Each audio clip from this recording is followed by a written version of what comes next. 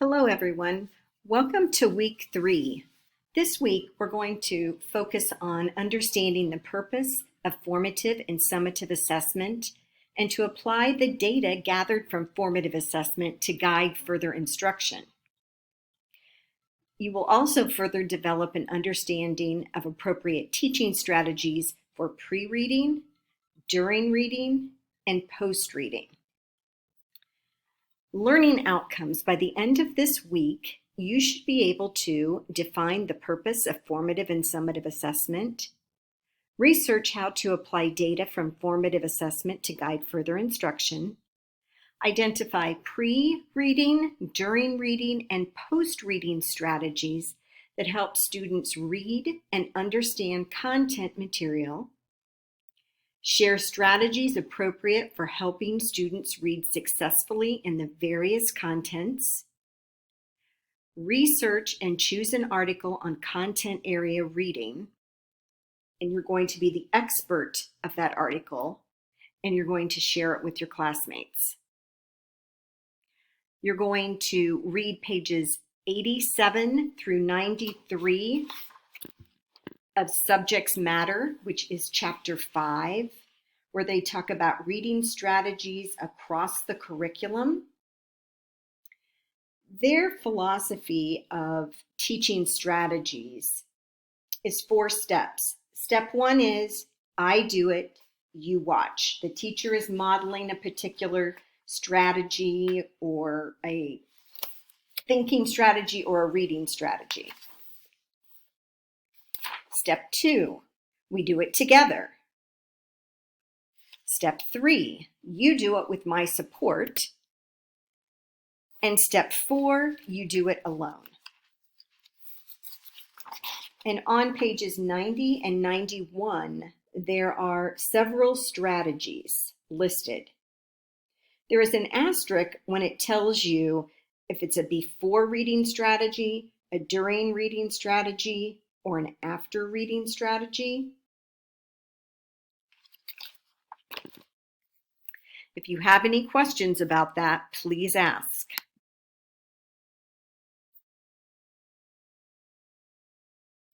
PowerPoint for this week.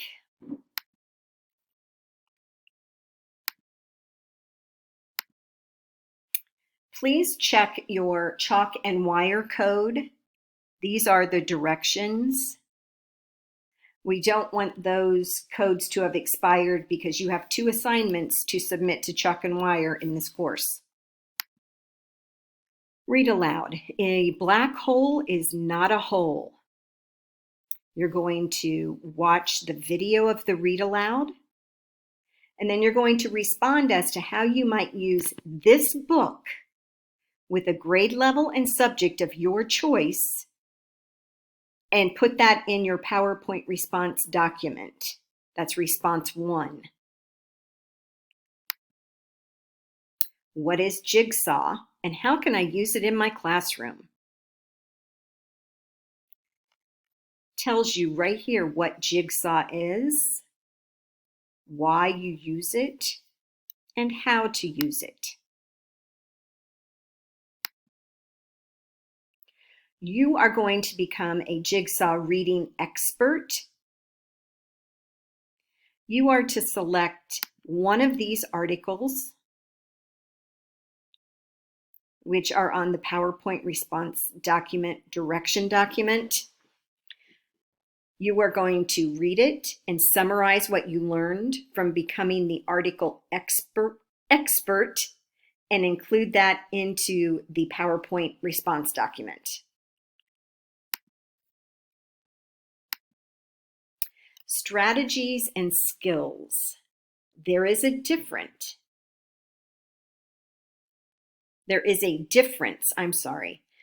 Strategy is conscious. It's in your head. A skill is used without planning. Seldom involves self-awareness.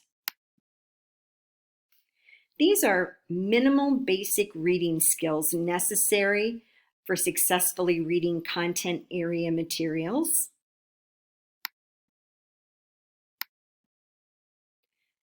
These are reading strategy resources that you are going to find very helpful. Robb, in Teaching Reading in Middle School, A Strategic Approach to Teaching Reading that Improves Comprehension and Thinking, they propose 3 comprehension building steps: before reading, during reading, and post-reading. The Janet Allen charts that we have are also set up like that. Assess and build content knowledge is before reading. During reading, you support and monitor comprehension. Post-reading, evaluate, extend, and transfer content knowledge. The Fountas and Pinnell Continuum of Literacy Learning is another great resource to have in your professional library. Reading Strategies for Elementary Students with Learning Difficulties is another good resource.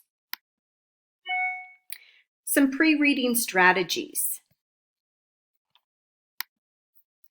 brainstorming, predicting, anticipation guides, KWL charts, model how to read it, read aloud a related trade book.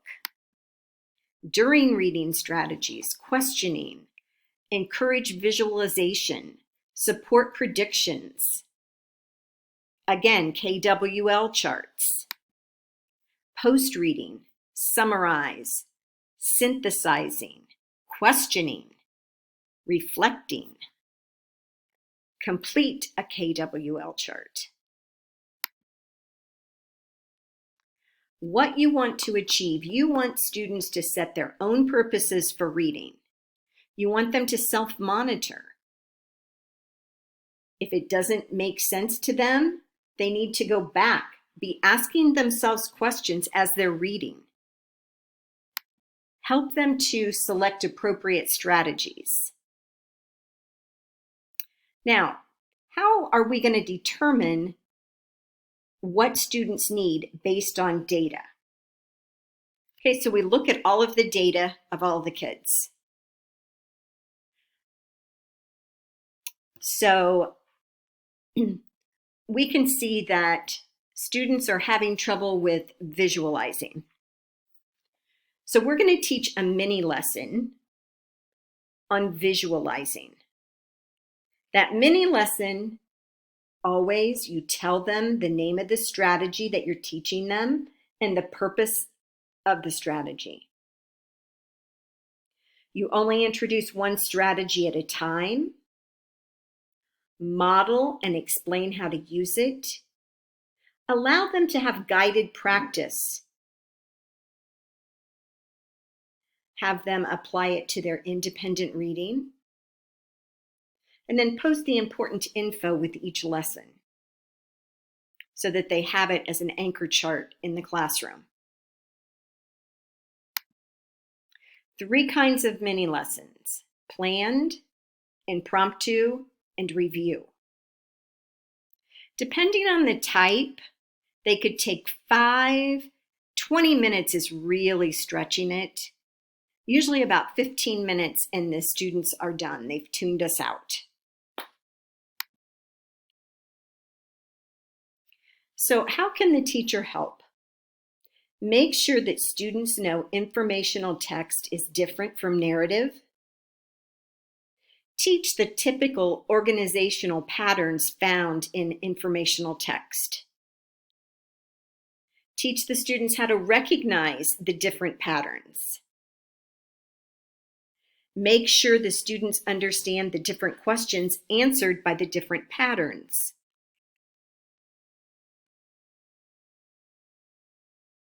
And I'm going to be sending you some information on this.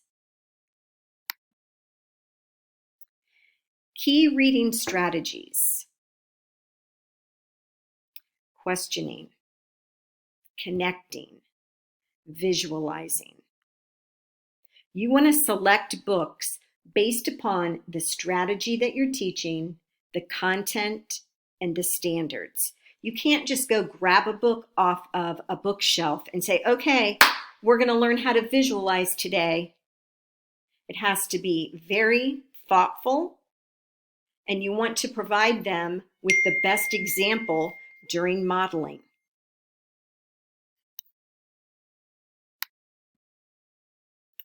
Formative and summative assessments.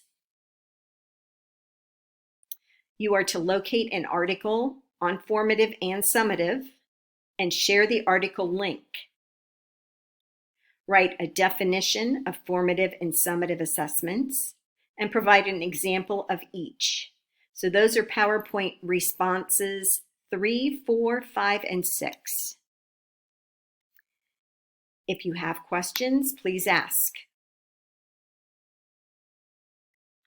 Forum 3.1. It actually has 2 parts this week. The first part is new or interesting ideas that you've found will improve your teaching based on your reading of Chapter 5. Part 2 is to discuss the most valuable information and knowledge that you have gained in this course up to this point. Please remember that if you are citing someone else's work, it needs to be cited and referenced in APA 7.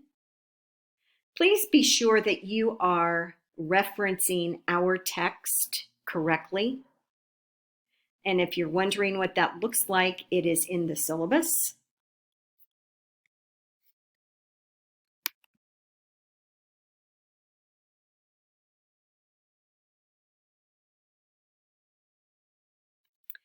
And assignment 3.1 are the PowerPoint response activities. As I said, if you have any questions, please let me know. If you have any questions about your dyslexia assignment, which is due week 5, please ask me. Don't wait until week 5 to ask me. I can't help you if I don't know you need help. Thank you.